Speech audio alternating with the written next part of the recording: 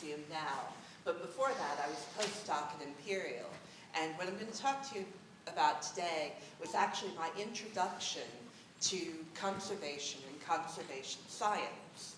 And it happened because I went to a lunchtime seminar for postdocs that was trying to convince them that there were jobs besides being a lecturer. And they did this by getting the most interesting people they could with PhDs from Imperial who had jobs that were not lecturers. And I got myself kicked out of the series by pointing out that the speaker, who was Ellie Schofield, who was running conservation at the Mary Rose at the time, had a wonderful job, but it wasn't like there were lots of ships needing conservation, and she didn't look like she wanted to leave anytime soon. So I didn't get to go to the rest of the series. But Ellie gave me a piece of the Mary Rose and said, sure, have a go, see what you can find out about it with the techniques you've been using in your lab to study complicated organic things like oil shales or meteoritic organic matter. I've got tons of it. You can destroy it, which is kind of music to an analytical chemist's ears.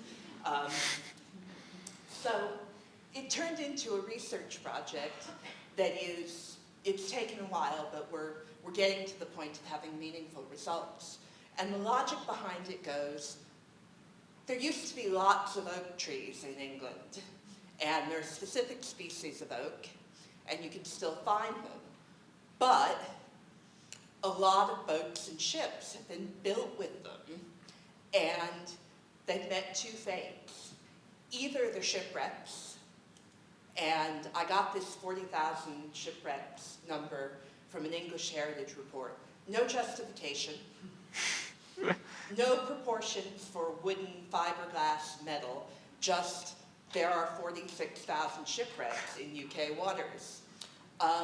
Or they are large, and for relevance, we've got the Titanosaur exhibit at the Natural History Museum. Largest dinosaur, it's about 32 meters long, give or take. Most of these ships that we're talking about as objects to be conserved are on that size. And there's a lot of volume as well. So they're big, complicated objects. And the question was, okay, analytical chemistry, how do we study them? Well, they're made of wood. We know what kind of wood. We can get modern samples. Wood is, I'm not going to say simple, but it has three primary components, which is pretty simple. So how do these persist with time?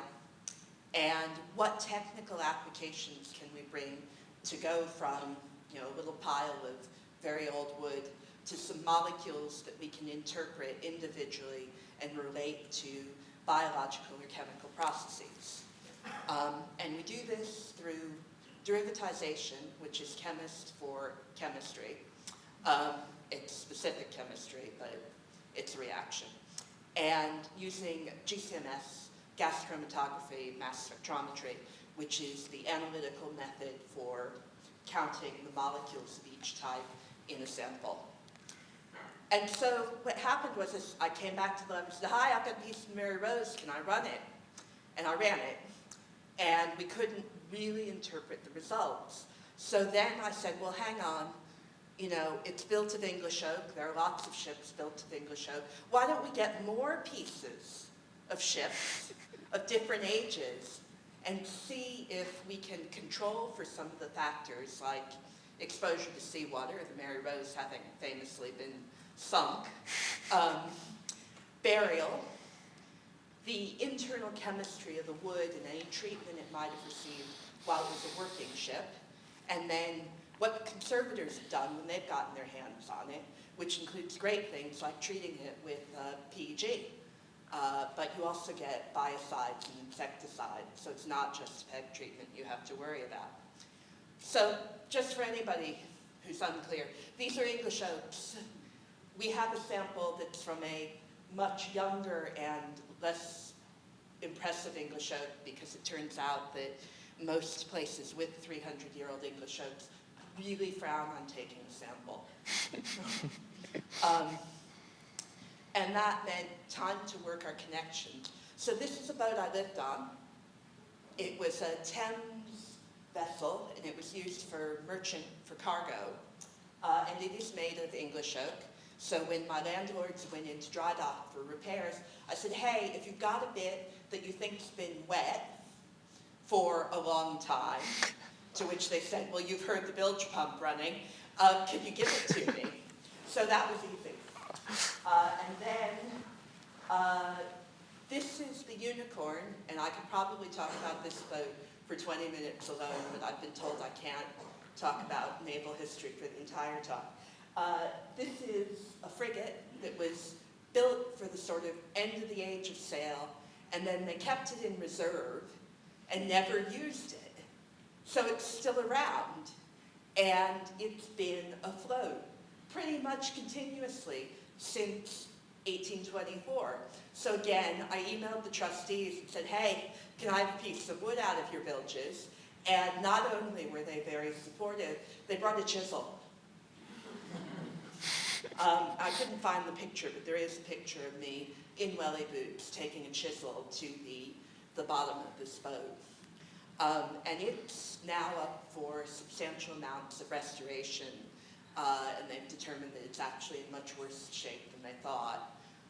But we have peace, so we studied that. And then Ellie worked her connections and got a chunk of the Victory. Now, this is by far the most poorly documented bit of wood from a ship that we have, because we don't know when it was taken out, and Victory was nearly completely rebuilt after the Battle of Trafalgar. So we're going on a note attached to the specimen that says it's from the original 1959 wood and not a later thing. But when somebody says, hey, do you want a piece of Victory for your study? You say yes. So that brings us to the actual object of the study, which is the Mary Rose, which, was a pretty big deal when it was built, and then it was sank, and then we sort of forgot about it, and then someone found it, and it became a big deal again. And as a result, it is 400-year-old wood, plus a little bit now, that's been through working boat, been immersed in the ocean, been buried, been brought up, been conserved. What is the condition? What can we say about it? So, this is wood. Lignin, hemicellulose, cellulose. So the things to take away from this slide are, lignin is big, complicated molecules with lots of bonds. It's hard to break down. Hemicellulose and cellulose are much more digestible, and I'm using that word for a reason. And the other term that's going to get thrown around is holocellulose, which is basically the cellulose part and not the lignin. This is why I have one word when you can have multiple words. So, wood, simple, 3 flavors. What eats wood? Fungi, bacteria. Luckily for us, fungi and bacteria attack wood differently and are associated with different environments. So you've got things like brown rot fungi, which doesn't eat lignin and also isn't associated with oak. You've got white rot fungi, which is, but it eats everything. And then there's soft rot fungi, which doesn't affect lignin. See, I told you lignin was hard to digest. But it's common in wet and marine environments. And moving up the food chain, you have bacteria. Now, the interesting thing about bacteria is it doesn't affect lignin, but it can happen in anoxic conditions. Want to know where there are anoxic conditions? In a boat that's buried underwater.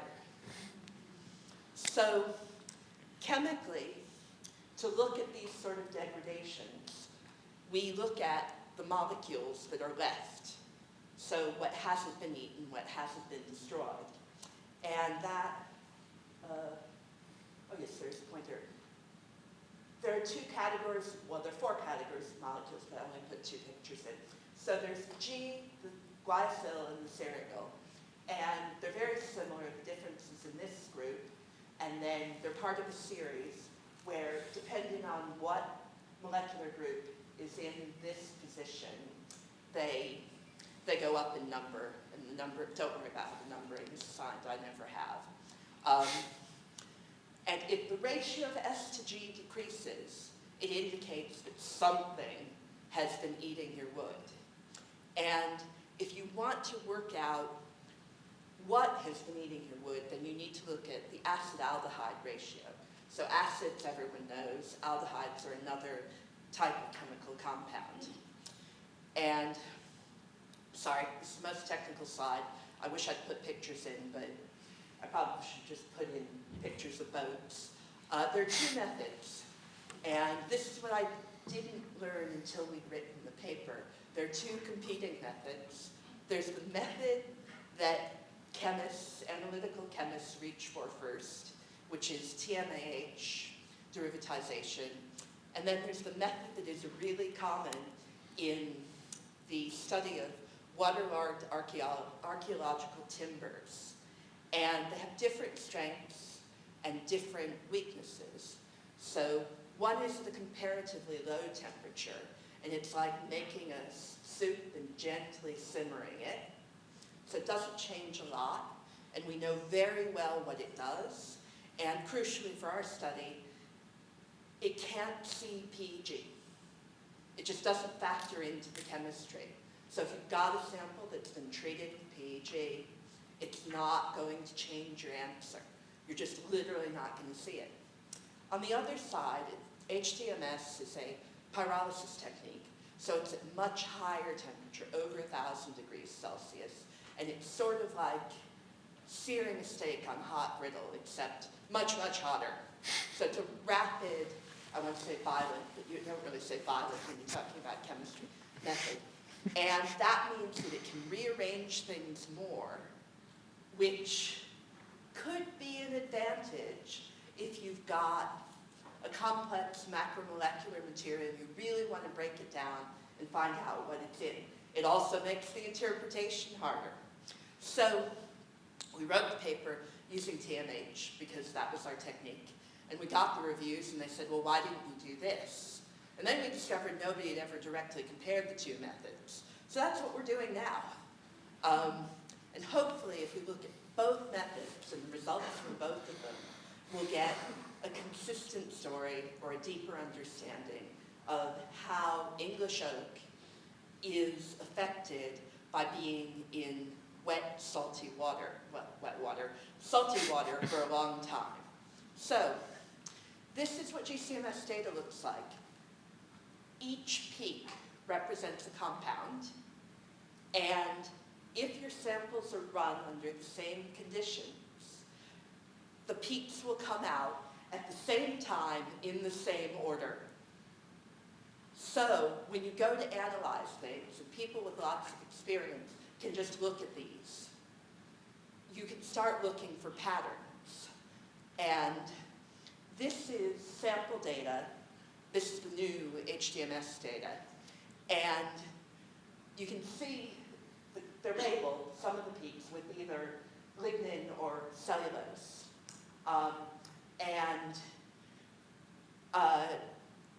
This is what we're analyzing. Just as a side point, these are the Mary Rose specimens. And the biggest peaks in these, and these were done with the pyrolysis HTMS method, all the big peaks there are your PEG. So the signal is completely overwhelmed by analyzing the consolidant that's been put on it. So that's a mark against this particular method. Anyway, point is, so different samples will have different amounts of the compounds. So you can compare them. Now you can either sit there and do it by eye, and I know people who have been working with this stuff for 30 years and do it that way, or you can measure the peak area and calculate it out, and then you get actual plots. So this is the S over G, which was the one that showed you degradation overall. And this is exciting. Well, it was really exciting because we got it, because look, most of the wood plots in roughly the same area. So wood is wood. It doesn't matter how long it's been underwater or what you've done to it. And then we got the Mary Rose data. Now, the Mary Rose sample was a core that had been drilled through a beam. So it had an outside and an inside. And the outside was physically degraded, and like it kept dropping little bits whenever you worked on it. And the inside was much more solid, and it required some serious effort to hack off a piece for analysis. And a little bit confusing because the core appears to be more degraded than the edge. And then we thought, okay, hang on, this stuff has been consolidated. Let's get an untreated piece because it got tons of Mary Rose material that wasn't reassembled, and it's in a basement in Portsmouth. And then that one plotted pretty much like modern wood. So we move on and say, well, let's look at those other molecules and see if there's more to this story. Well, now things are getting really complicated because the edge is now much higher, and the core is still very low. And this was the one that was associated with fungal degradation, bacterial degradation, sorry. And so, we came up with an interpretation that pretty much said, right, the core has been protected from bacterial and fungal degradation because it's in the middle of the beam, nothing is going to get to it. But something has nibbled on the outside. And the untreated Mary Rose wood, well, here's the thing. If wood is falling apart for whatever reason, bacterial degradation, fish eating it, whatever, eventually what you end up with is a pile of dust and a solid core of relatively fresh wood. So our untreated Mary Rose, the bad bits have just decayed off, and we're looking at something basically fresh. So that brings us, oops, keyboard doesn't do anything, this is another attempt to synthesize the data where now the two ratios are plotted opposite each other. And again, this sort of explains what I was saying. Okay. Don't push that button. Again, you've got that one, the Mary Rose at the top, the untreated, and the core at the bottom, and everything else sort of in the middle.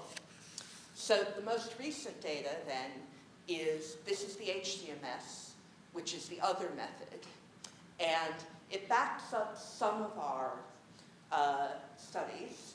So the core, the statistics haven't been done yet, but the core is plotting very low on the SG.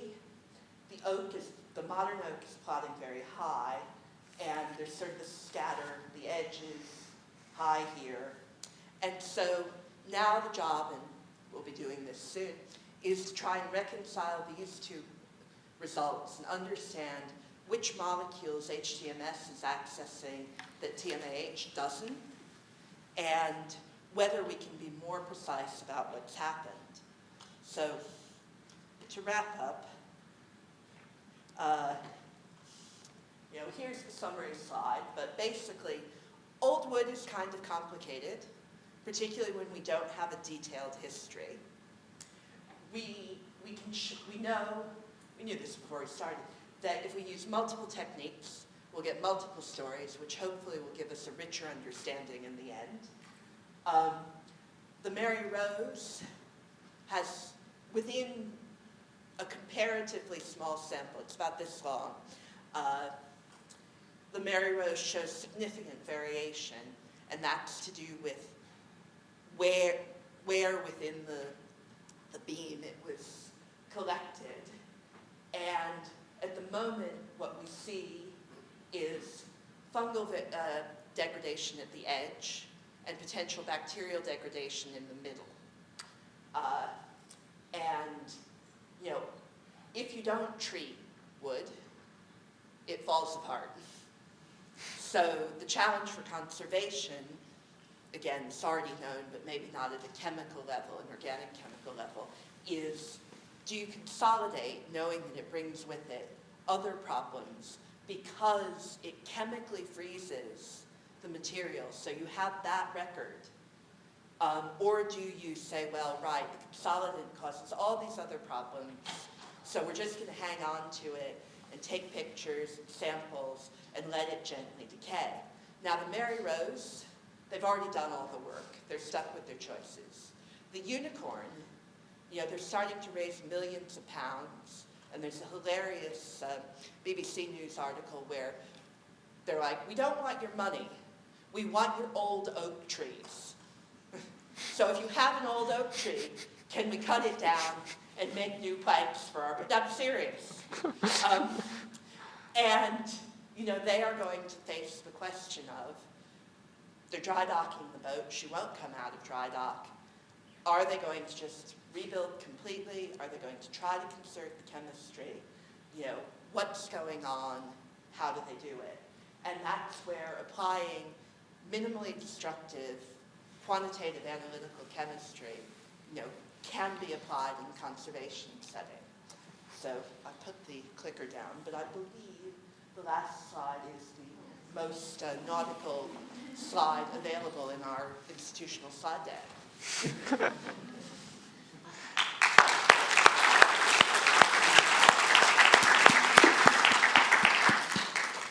Thank you very much for that, Wren. I think we've got time for just a few questions as the next part's break. So do we have any questions from the audience? You can also just ask me while I'm drinking tea.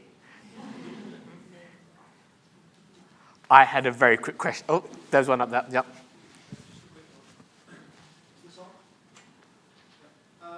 So Wren, was the unicorn scheduled for restoration before or after you took a chisel to it? Long after. When I took a chisel to it, the trustee was like, I personally think we should carve it up and sell it for firewood. Which...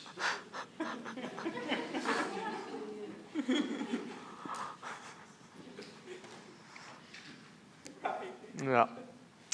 I had a very quick question. You talked about how the wood degrades, and okay, actually when wood is degrading and decaying, it then leaves behind the good wood and the bad stuff is then gone. Were you able to do any work on the bits which sort of had fallen off or turned to dust, basically, and sort of do any sort of, I don't know, spectral analysis or get any results from that? Or? So we mostly focused on GC-MS because that was the focus of the lab I was in at the time. And GC-MS we did included the sort of decayed material from the preserved bit of the Mary Rose.